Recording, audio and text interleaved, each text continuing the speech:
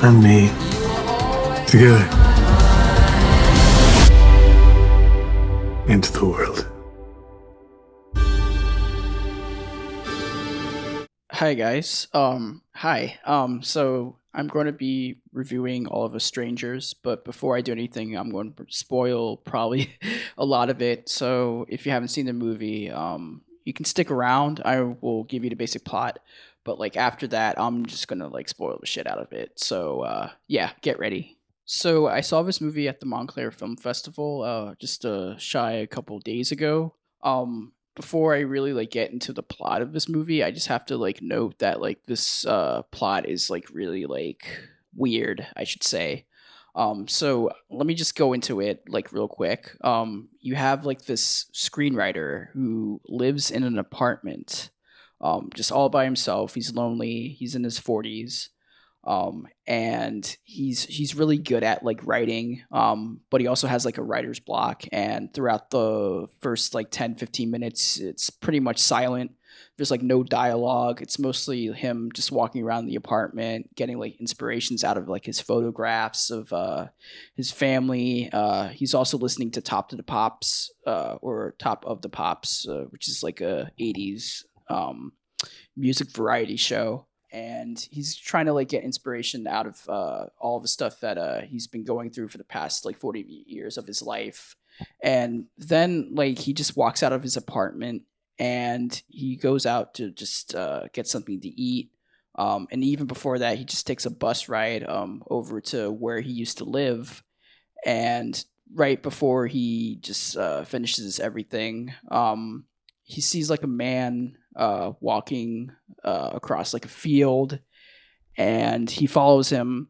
And it turns out that the guy that he's following is his dad, but his dad is literally the same age as him.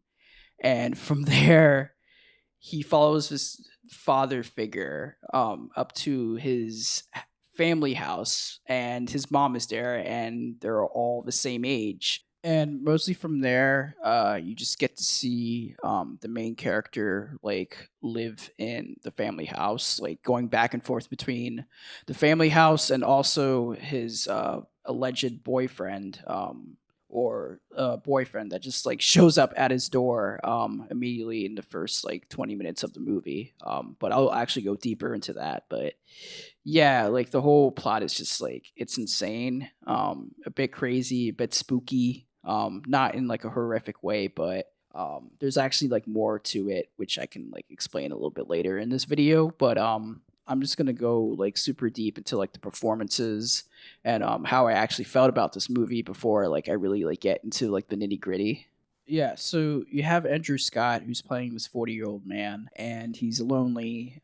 He's a screenwriter, and he's trying to like inch for like inspiration by like looking at photographs of his parents, just going around his like town and kind of like reminiscing about his life.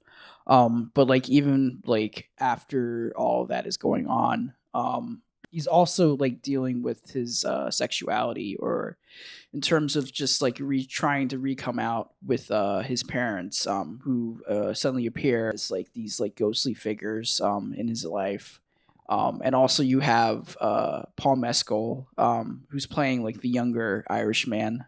He's 27 or 26, around that age. He shows up at Andrew Scott's door really drunk, and he just wants to like have sex with him and like have a fun time. And in the beginning, like Andrew Scott's character is just kind of like, nah, man, I'm good. I'm just gonna like stick to myself for a little bit. But eventually, he becomes infatuated with Paul Mescal because it's Paul Mescal. I would be definitely in that type of thing if Paul Mescal would just like show up to my like doorstep. But yeah, it's really funny and like kind of like cute how it's played out. But then something happens in the later half of the movie, which I won't explain here. But yeah, it's that's going on, and then you also have the family dynamic and the experiences that Andrew Scott's character goes through throughout the whole movie with his family. It's pretty simple. It's just a lot of like conversations, normal conversations, I should say.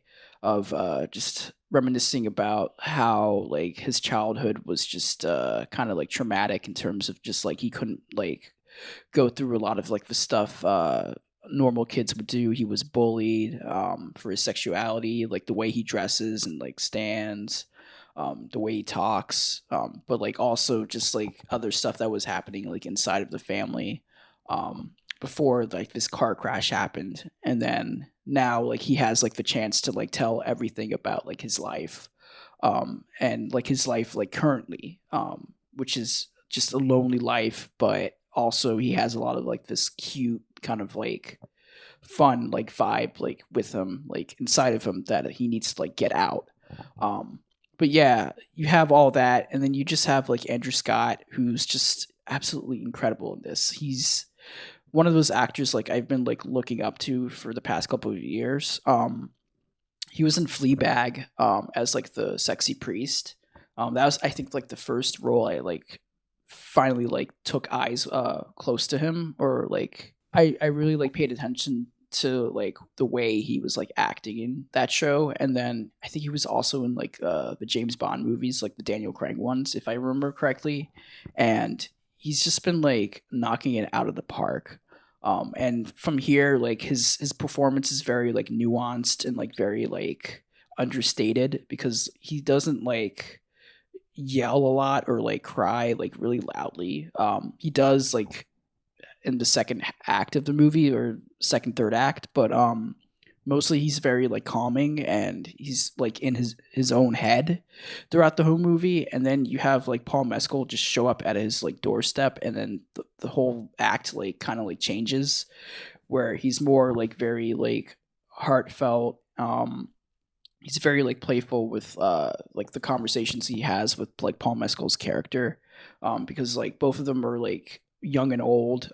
You have like the younger guy who's been living like this young queer life, and he recently came out to his parents, and he's trying to like figure out like all the new stuff that's like happening in the community. And then you have Andrew Scott's character, who's basically like the older gay in the community. He knows everything about it. He's like kind of like lived through the like the AIDS crisis, so he has like a better grasp of like what's going on in the community, while meanwhile he's also detached by the community.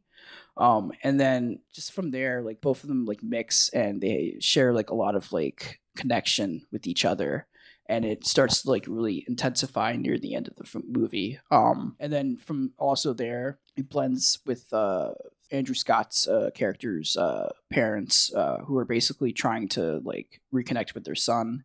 The mother is very like lively and just like pretty normal. She likes to drink a lot and like listen to music. Same with the father, but also from there, like you have like a one great scene where Paul was it Andrew Scott's character and the mother are sitting like at the kitchen table, and they're just having a normal conversation, and like his character tries to like come out again, and at first it's just like whoa, like the mother's just like shocked, but and then eventually she questions about like, oh, you might get sick from like what's going on like out there. And like I think that's like the first like red flag in like the movie, where you're just kind of like, huh, like the AIDS crisis is over, like that's kind of like a little suspect. And I think that's kind of like a spoiler from the first kind of like flag, which I will go like super deep into it. But yeah, like when you hear that, you're just like, okay, so the parents are still kind of like thinking about like this virus that is like killing like the queer community. And then eventually, like the mother's kind of like distant away from the idea of him being gay. But then the father has the same conversation with the son, and then it's just more of just like, yeah, like I already knew like the way you like talk and like walk around the house and like cross your legs, like I already know, so you don't have to like be, very like sad about it. And it's that was another scene that was like very touching.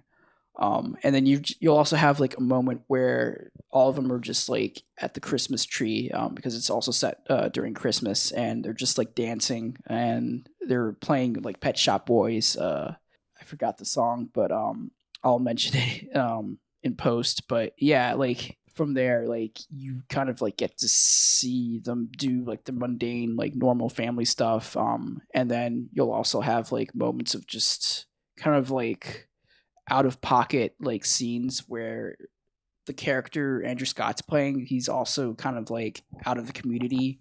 So there's a moment where like him and like Paul Mescal are like going out to like a party and they just start like doing ketamine, and it's like a normal kind of like drug scene where they're just all happy and like dancing and like enjoying themselves at this club. But then it would just like intercut into this like kind of like weird dream sequences where like it kind of looks like it's like real, but like I don't know if it's like actually like real because it feels like it's something else. But then later on in the movie, something like kind of weird happens to like Paul Mescal and like Andrew Scott's character, and I think that's where like the movie kind of like goes like super deep into the magic realism genre, which I will explain a little bit later. But yeah, you have all that like shit going on, and then just like the third act of this movie is just like devastating. And I'll just like go super deep into it a little bit later, but yeah, the performance is amazing. Andrew Scott, Oscar nomination, please, for love of God.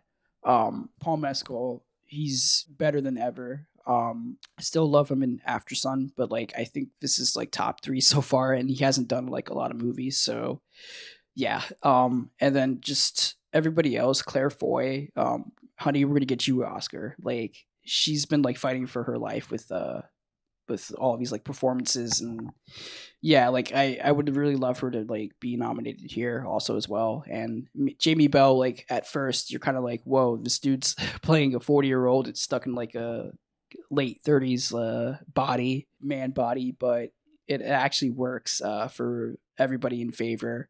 Well, the parents in favor, and yeah, like his role is pretty cool. But yeah, like all the performances are just stellar. Like I can't really like complain. There's no like any like moment where I was just like, yeah, this is like bad acting. But yeah, performance is really good. I think what's the best thing about this movie is that it doesn't like completely subtly like get into the weeds of this ghost story, and I say that like wholeheartedly because spoiler alert, like this is actually a ghost story about a queer guy who is imagining a lot of his past lives, particularly his parents who are dead and they died in a car crash.